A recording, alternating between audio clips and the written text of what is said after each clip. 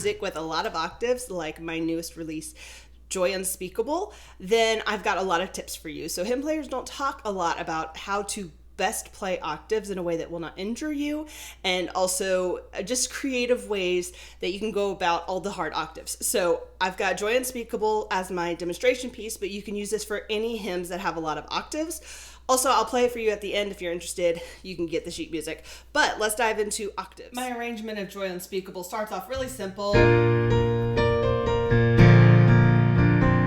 it just has a lot of left-hand octaves, which are not uncommon for a lot of hymn arrangements.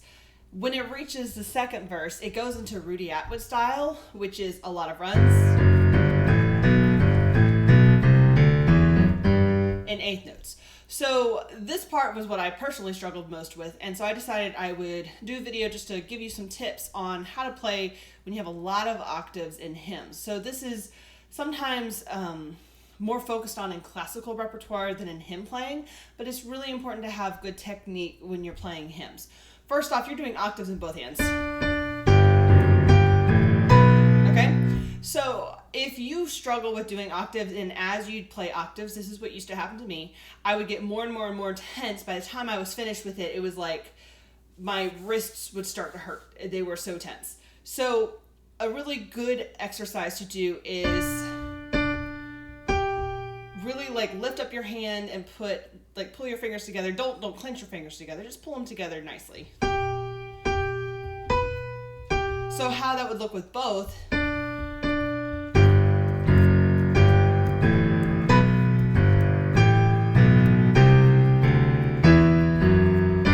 Okay, it's a little bit harder to do both hands together. So maybe just one hand at a time. And what that does is it gives you that memory of relaxation, because when you pull your hand up like this, it relaxes it. I mean, you can't do a nice smooth motion. Another thing, whenever you play octaves, never lock your hand. If your fingers are sticking out, that means you're tense, and it actually can permanently damage your hand. So focus on being relaxed. I don't know for a fact because I've not actually watched my hands, but I'm thinking like what I feel after I practice that way is whenever I do octaves, I feel a little release between every octave. So I'm not hitting the octave and being tense. I'm hitting the octave and then kind of releasing my hand. But it's not nearly as much as like this. But this is the exaggerated motion. So that way, when you're fast, you'll have a little bit of relaxation because your hand is used to hitting the note and relaxing. So it hits and relax, hits and relax, hits and relax. Even if you're holding the notes, I would say this is easier for someone who can easily reach the octaves. Don't press it and then you could be tense there. So just watch how you're pressing those octaves. Another thing that you could do, and I am not exactly sure why this works, but you can focus on playing different parts of the key. Now this works really well if you're repeating, And so notice I'm not here the whole time. For some reason, staying in the same place builds tension. But if you just do the movement like this, somehow it automatically releases tension. So another thing you could do is as you're playing, you could work on like going into the keys and then out of the keys. So like if I'm kind of like, here's what my brain's doing, is I'm here and I'm going into the keys and then down. Okay, it's not perfect, but you get the idea. And so that's another way you can practice with that. So those are really important tips on how to keep your hands relaxed while you do octaves. And now I'm going to talk about things that you can do to help yourself master something like this. So it is not easy to have accuracy for a lot of octaves, especially if you have little leaps. Let's see, what was the one I was struggling with? I don't remember, but there's a certain octave leap that I'll overshoot or undershoot, and some of that's muscle memory. So there's a few different ways you could practice. One of my favorite ways to practice whenever I'm struggling with note accuracy is to change up the timing. So do like a syncopated.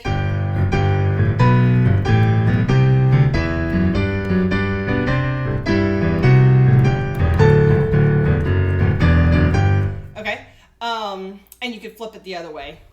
It's harder for me to do it the other way. Let's see if I can do it.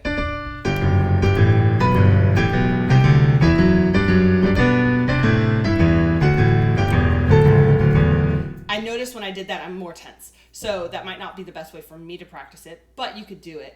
You could also group it in different, like, off numbers. So like 3. So like 1, 2, 3, 1, 2, 3, 1, 2, 3, 1, 2, 3, 1, 2, 3, 1, 2, 3, 1, 2, 3. Okay. That's another way you could do it. It's a little bit awkward, but the whole point of this type of practice is to get us from playing something that we're like, oh, I know how that goes. It's really to get our brain focused. And if you're changing up the rhythm, it really helps your brain to focus. And then lastly, what I did, the last way I practiced this, because I was just not quite there. So what I did was I got the metronome, and I'm not sure if you could hear it from here, but I started on 80 personally.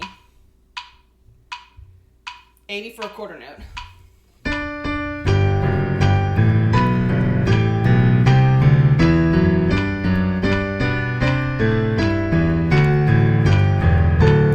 And I played through it pretty much this to the end. You don't necessarily have to do that much of a section. You could do smaller sections, but for me, it was like the final, like, I could get most of this, but for some reason I think what was happening was I tend to speed up because I get excited, and then I can't keep up with it because it's too fast for me. So I really needed the metronome to remind me that, hey, keep an even tempo. So that was 80. The reason I chose 80 was because that was the fastest tempo I could do it, where I could get it perfect, note perfect. And so you might be 60, and then you might jump up to 62, 64, whatever. For me personally, where I was with this piece, I could start faster and jump up faster. So I next did 85.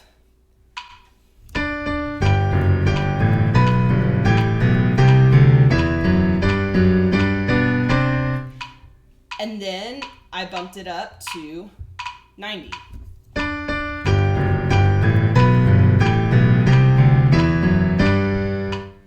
Then 95.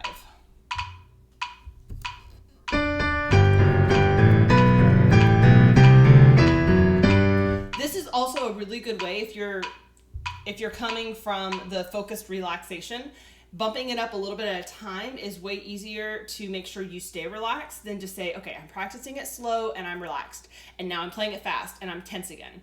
So sometimes doing forced metronome, segmenting faster and faster, helps your body to retain the relaxation state up to speed. Finally, I did 100.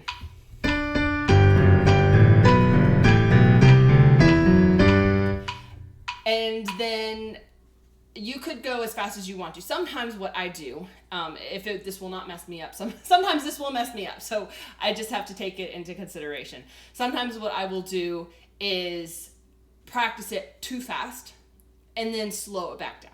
The problem that sometimes poses for me is that whenever I want to play something fast, I tend to go to the fast tempo.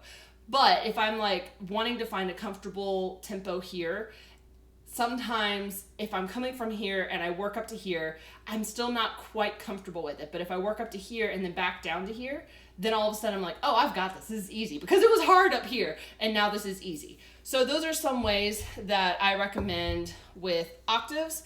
Another thing that works really well for me is memorizing little bitty sections. So like for the very, very end, the last page, this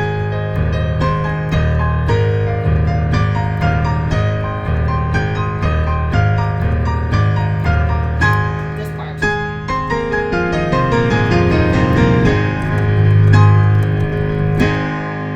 It's an accelerating part. And so for something like that, if I'm trying to read the notes,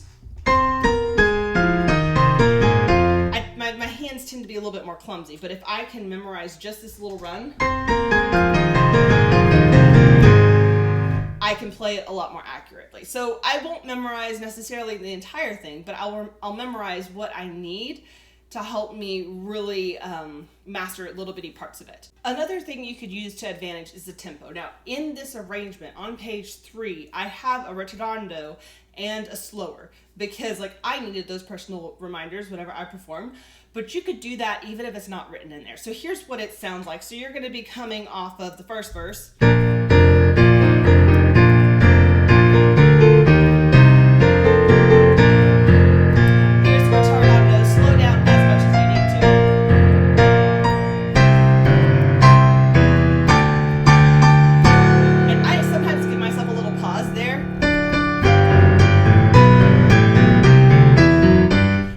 Make it really dramatic. So you can use creativity and musicality to help you out. So it's like, it's not just like, oh, I'm going to play this slower. So if I just like did no ritardando, and